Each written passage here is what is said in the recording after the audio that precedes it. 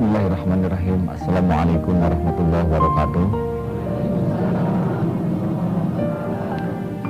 Alhamdulillahirabbil alamin. Allahumma shalli ala Muhammad wa ala alihi wa ashabihi ajma'in. Amma ba'du.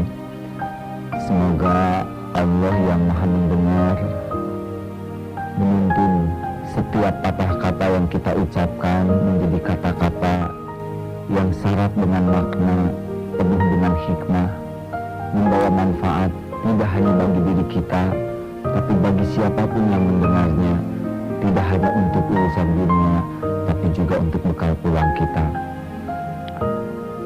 Para pemirsa yang budiman, kajian kita pada kali ini adalah diam itu emas. Pepatah yang sudah sangat sering kita dengar, namun ternyata belum sepenuhnya menjadi bagian dari kehidupan kita. Berbicara itu amat mudah, hanya pertanggungjawabannya yang berat.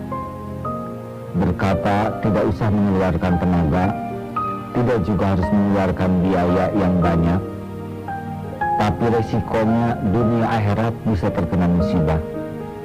Oleh karena itu, tidak cukup kita terampil berbicara, kita juga harus terampil untuk menahan diri dari berbicara.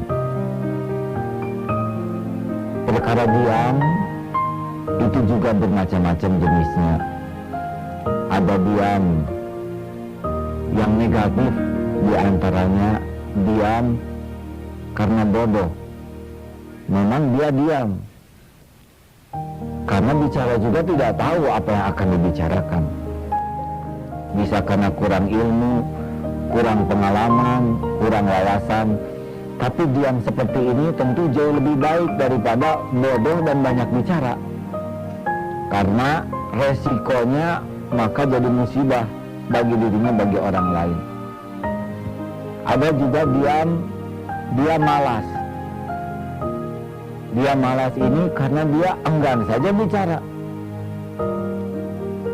Kalau perkataannya itu dibutuhkan berupa ilmu, pengalaman, ataupun petunjuk, tapi dia malas, maka ini diam negatif, karena dia tidak memenuhi hak untuk berbicara.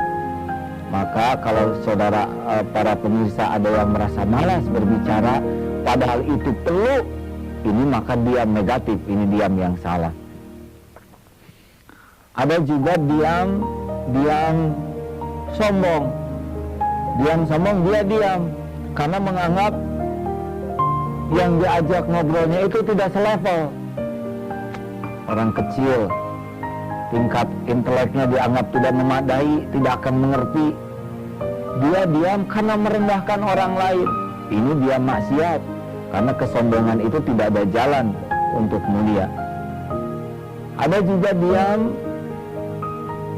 khianat. Dia memang diam, tapi niatnya jelek. Dia menyembunyikan sesuatu agar orang lain bisa celaka. Misalkan dia saksi kunci. Kalau dia bicara orang lain selamat, tapi dia dengki ingin orang lain celaka. Dia diam, ini dia mencelakakan. Diam jahat seperti ini. Jadi tidak sembarangan ini diam. Ya, ada diam bodoh, diam malas, diam khianat, diam sombong. Ada juga diam, ya, ini beda lagi urusannya. Saudaraku sekalian, yang kita butuhkan adalah falyaqul khairan aw liyasmut, berkata benar atau diam. Jadi diam, kita ingin bicara, tapi kita berpikir keras tentang niat, berpikir tentang dampak dari pembicaraan kita. Kalau hasil perenungan itu hasilnya negatif, memilih diam. Nah, ini diam aktif namanya. Diam aktif yang bernilai positif. Dan dia tidak diam pasif, tapi raut muka, cara memperhatikan, cara merespon, ini pun sudah merupakan ungkapan komunikasi. Nah, ini diam yang kita butuhkan. Ibu, bapak, bahkan kedewasaan seseorang itu bisa kita lihat dari cara berbicara. Katanya mulut ini seperti moncong teko, hanya mengeluarkan isi teko. Di dalam kopi keluar kopi, di dalam bening keluar bening. kepribadian seseorang bisa kita ukur dari cara berbicara, nada berbicara, isi pembicaraannya. Maka kalau ibu akan mencari menantu, ya insya Allah suruh saja dia bunyi, maksudnya suruh bicara. Dari pembicaraannya itu akan terukur nanti. Derajat seseorang itu kualifikasinya diantaranya dari pembicaraannya. Maka kita harus belajar berbicara dengan baik, diam juga dengan baik agar diamnya jadi amal. Apa sih keuntungan diam? Pertama, kalau diam aktif ya, ini judulnya diam aktif lah. Yang pertama, kalau orang banyak menjaga diri, hemat masalah. Tidak ada kelebihan kata, tidak ada yang terluka, tidak ada yang tersinggung.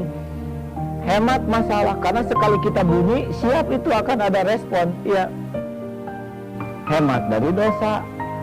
Makin sedikit bicara, sedikit peluang tergelincir kata-kata, sedikit peluang untuk menjadi dosa. Makin banyak berbicara kan makin berpeluang tergelincir kata-katanya, makin berpeluang jadi dosa. Makin banyak bicara, kalau tidak hati-hati makin banyak masalah dan banyak dosa. Yang ketiga, makin hemat bicara, hati makin tenang. Karena peluang untuk ujub, takabur, ria itu makin minimal. Kita tahu makin busuk hati makin resah. Maka kalau ingin banyak ketenangan, lebih banyak diam. Kan diamnya bukan diam pasif, diam aktif, ganti dengan zikir. Apalagi keutamaan diam, dengan banyak diam aktif kita pun akan punya banyak waktu untuk mendengar. Ada mendengar, ada mendengarkan. Yang saya maksud ini mendengarkan. Kalau mendengar, asal dengar. Tapi kalau mendengarkan, terlibat perhatian, terlibat perasaan. Makin kita banyak mendengar dengan baik, makin dapat informasi memadai, makin paham, sehingga mengambil keputusan itu makin bijak, makin adil, makin bisa dipertanggungjawabkan. Orang yang tidak punya keterampilan mendengarkan dengan baik, dia nggak akan paham terhadap satu masalah, maka akibatnya tindakannya juga sering tidak adil. Susah campur antara sambil ngomong sambil dengar. Maka biasanya orang yang banyak bicara tapi kurang bisa mendengar, maaf ya, jadi nyebelin pembicaraannya. Kecuali orang yang banyak bicara, hasil dari mendengar dengan seksama, bermutu pembicaraannya. Banyak juga tetap dibutuhkan. Pendengar yang baik, maaf, yang diam aktif, dia pun akan, maaf, hatinya itu akan syarat dengan hikmah.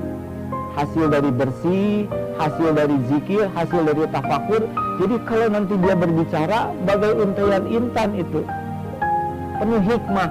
Kata-katanya bisa jadi sederhana, tapi punya kedalaman, punya daya sentuh, daya gugah, daya rubah. Ini penting.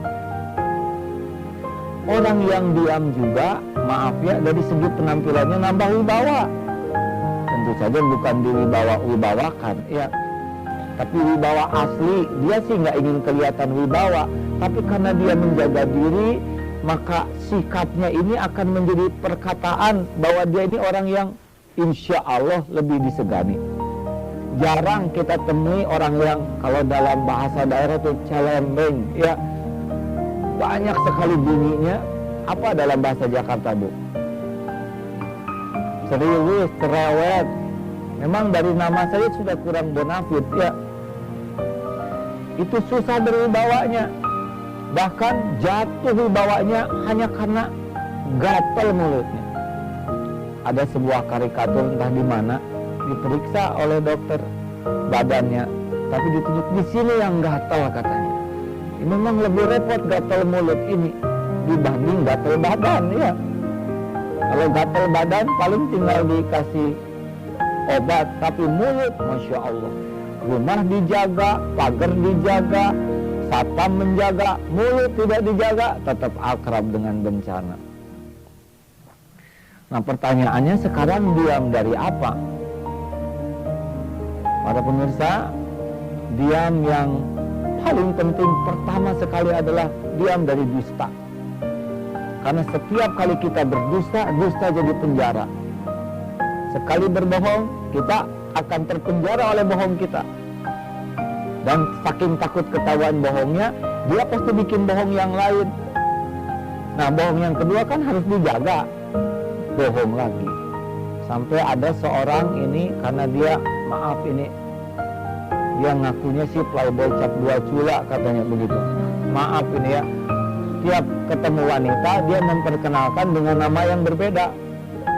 Sekarang John, nanti Ted, nanti Mark, begitulah ya. Sampai dia ketika akan berkenalan pusing. Waktu dulu saya pakai nama yang mana? Tidak ada bagi kita. Jangankan berbuat bohong, berpikir untuk bohong saja nggak ada. Keterampilan bohong kita itu tidak bisa menolong. Karena Allah tidak akan pernah terbohongi oleh sepiawai apapun kita berbohong.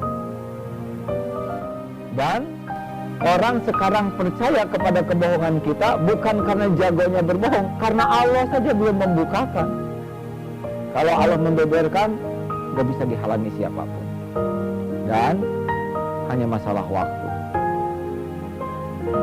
Cup, ya. Cup ini tidak boleh, ya. Diam dari apa? Diam dari apa kira-kira? Diam dari sia-sia. Kalau kira-kira tidak manfaat, diam saja. Buat apa bunyi? Setiap bunyi dicatat oleh malaikat, didengar oleh Allah, dan makan waktu. Waktu berharga. Bagaimana mungkin kita berkata dengan sesuatu yang tidak berharga? Waktu modal kita. Kita berbuat yang sia-sia, maka berarti kita sudah menyia-nyiakan waktu, menyia-nyiakan yang berharga. Diam dari keluh kesah. Aduh, cilaka nih. Nanti jadi cilaka betulan, ya. Jangan nyebut yang jelek-jelek. Gile. Nanti pas saat ijabah jadi gile betulan, ya. Maaf, gila betulan maksudnya. Apakah tidak boleh bergurau? Boleh, sepanjang guraunya bisa dipertanggungjawabkan. Insya Allah nanti ada bab khusus, bab gurau produktif. Ya. Nah, saudara-saudaraku sekalian, diam dari apa? Diam dari celetukan. Ini kalau celetuk-celetuk komentar spontan itu berbahaya, karena dia tidak tersaring oleh pikiran kita. Seperti peluru keluar dari laras, sekali keluar nggak bisa ditangkap. Kita bisa menanggung bencana seumur-umur gara-gara satu patah kata. Diam dari celetukan, diam dari keluh kesah, diam dari alasan-alasan yang memang alasannya cuma cari-cari saja. Dan diam selanjutnya silahkan bertanya. Ya, jangan diam hadirin. Karena kalau harusnya bertanya diam, itu diam yang salah. Ya. Diam takut, ada diam takut. Karena takut disalahkan, diam saja. Ini asli, boleh. Loh, katanya Ustadz nyuruh diam, kok Ustadz ngomong sendiri? Ya kalau saya diam jadi masalah. Ya. Jadi, faliyakul khairan aw liyasmut, berkata baik, benar, atau diam. Ada pertanyaan? Silakan Ibu. Ya memang masalah diam ya, saya merasakan memang kalau diam itu indah, tapi kadang-kadang tuh kita namanya perempuan kalau udah ketemu teman di kantor ngomong satu akhirnya jadi banyak gitu. Terus kalau kita nggak ngomong disangkanya wah lagi marah ya atau lagi sakit ya gitu. Untuk mengatasi itu gimana ya? Ya. Tahu sebenarnya hal itu nggak baik gitu. Baik Ibu, jadi seperti yang diungkapkan tadi bahwa diam aktif itu bukan diam seperti robot atau seperti mumi. Kita tetap komunikasi dengan keramahan, dengan anggukan. Kalau ada yang melucu, kita ikut tertawa. Jangan pasif, dia ketawa lucu, kita tahan. Atau dia cerita sedih, kita seperti yang polos gitu ya. Ini malah jadi masalah, diam seperti indah harus diobati kalau begini. Ya. Jadi normal-normal saja, hanya kita kurangi. Dan bukan berarti tidak berbicara, bukan berarti tidak berkomentar, hanya terpilih. Ya, baik. Selanjutnya, ya maaf. Ada pengalaman di rumah ketika saya ingin menerapkan diam itu emas. Kemudian suatu saat berkumpul satu keluarga. Nah, karena mereka juga sama ingin menerapkan diam, akhirnya pada diam, Oleh karena pada diam, situasi menjadi kaku. Pertanyaannya, bagaimana supaya diam itu tetap emas tapi situasi tidak kaku, Pak?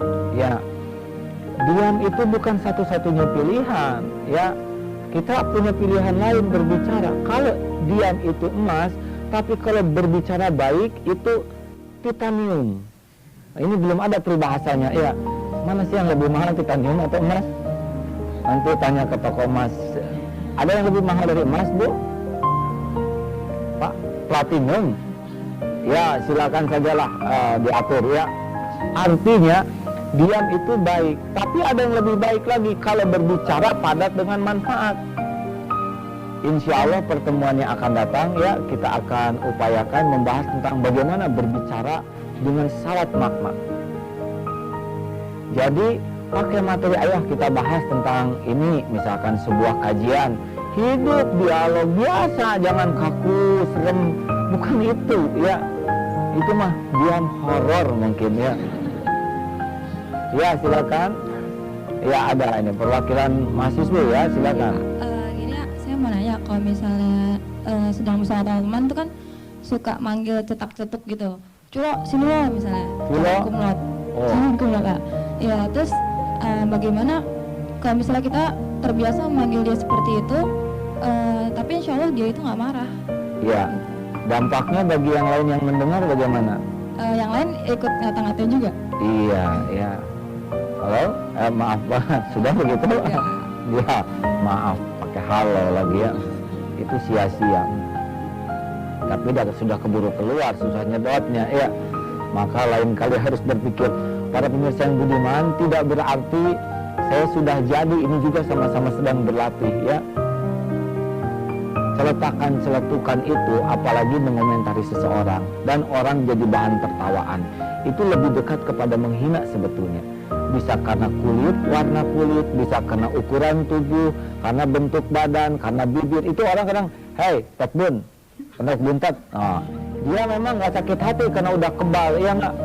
Tapi kan jadi cobaan buat yang lain dan jadi contoh kurang baik bagi adik-adik kita. Maka janganlah, panggillah yang baik-baik. Hei, apa ya yang baik-baik ya?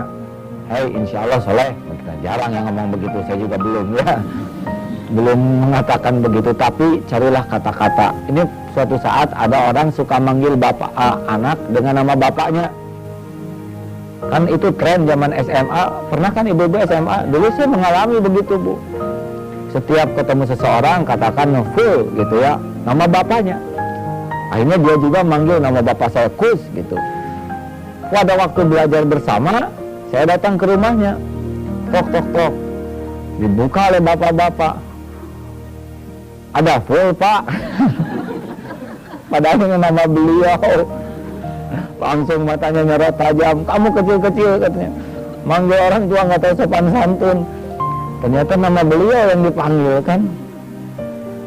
Nah, adik-adik di rumah hati-hati ini ya. Silakan. Ada penanya selanjutnya? Ya, silakan. Mikrofon ya, jadi harus juga hati-hati. Begini, ada seseorang melihat suami temannya itu di rumah itu tidak ada orang satupun. Ya. Sedangkan dia membawa perempuan yang bukan muhrimnya. Apakah dia itu harus diam juga? Sedangkan itu kalau kita lihat itu kan tidak baik gitu. Gimana? Terima kasih. Sudah diselidiki belum? Siapa tahu adiknya?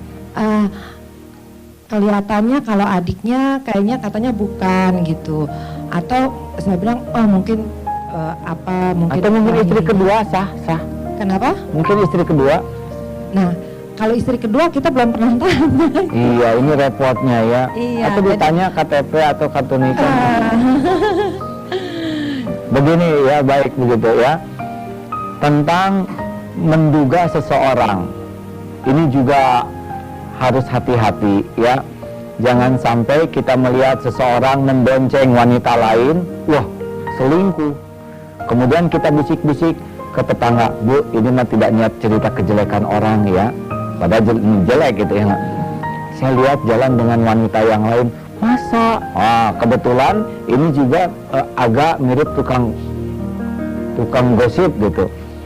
Nggak nyangka ya. Padahal sudah nyangka dia ya.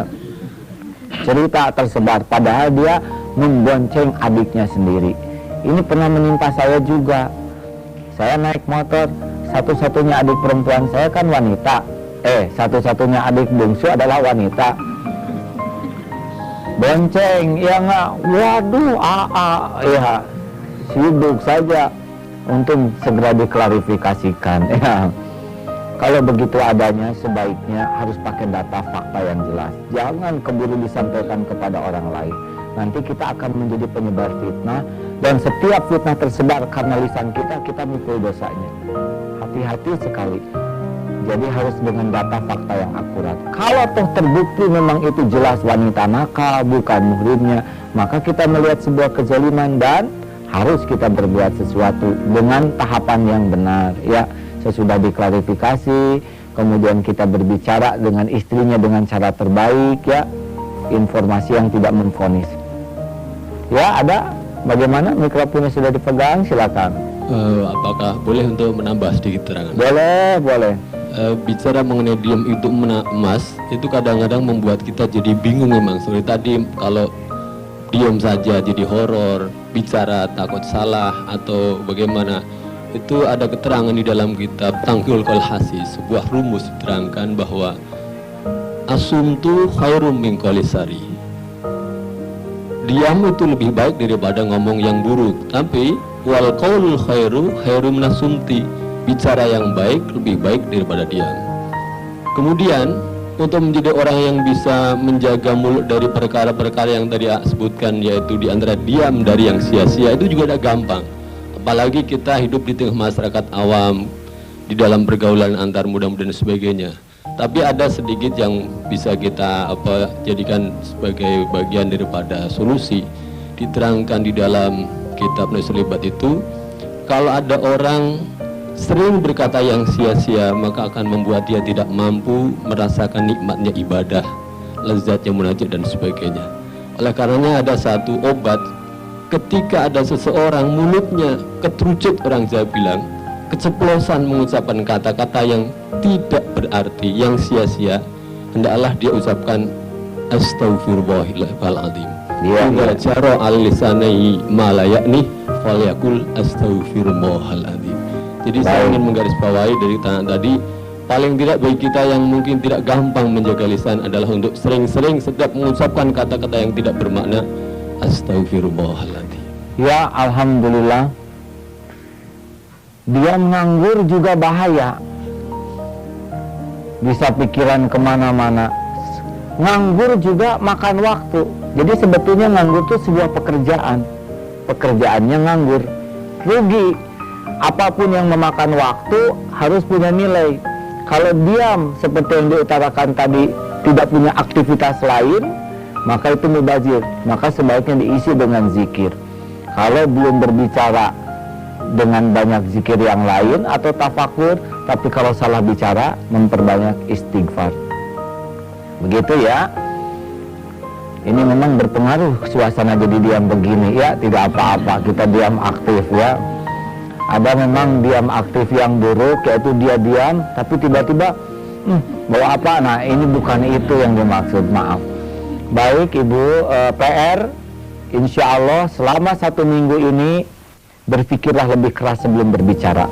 Kalau tergelincir seperti yang diutarakan saudara kita, perbanyaklah istighfar. Ya, astagfirullahaladzim. Mudah-mudahan dihapus dan dibimbing oleh Allah perkataan kita lebih baik lagi insya Allah. Pertemuan yang akan datang adalah bagaimana kita berbicara dengan memperbanyak berbuat, berkata dengan perbuatan. Insya Allah mudah-mudahan akan membuat pertemuan demi pertemuan pribadi ini semakin terkendali dengan baik. Marilah kita bermunajat kepada Allah yang Maha Menatap. Allahumma sholli ala Muhammad wa ala alihi wa ashabihi ajma'in. Wahai Allah, jadikan lisan ini menjadi lisan yang terpelihara. Cegahlah kami dari perkataan apapun yang akan menyekutukanmu, dari pembicaraan apapun yang akan melukai hati hamba-hambamu. Cegahlah lisan ini dari perkataan apapun yang menjadi fitnah bagi umat-Mu. Ya Allah, izinkanlah setiap kami berkata menjadi kata-kata yang Engkau sukai, kata-kata yang penuh makna bagi umat-Mu, yang dapat menjadi cahaya bagi hamba-hamba-Mu. Izinkan lisan ini selalu basah menyebut nama-Mu. Jadikan lisan ini menjadi lisan yang Engkau ijabah doa-doanya. Dan jadikan akhir hayat kami, Engkau izinkan lisan ini menyebut nama-Mu. Sebaik-baiknya zikir la ilaha illallah. Ya Allah, berkahilah perjumpaan kami ini. Karuniakan kepada kami lingkungan yang selalu terjaga lisannya. Dan kami mohon kepadamu, karuniakan kepada kami para pemimpin yang dapat menjaga lisannya. Rabbana atina fid dunya hasanah wa fil akhirati hasanah wa qina azabannar walhamdulillahi rabbil alamin. Demikian para pendengar yang budiman, para pemirsa yang budiman, semoga ada manfaatnya. Walhamdulillah. Assalamualaikum warahmatullahi wabarakatuh.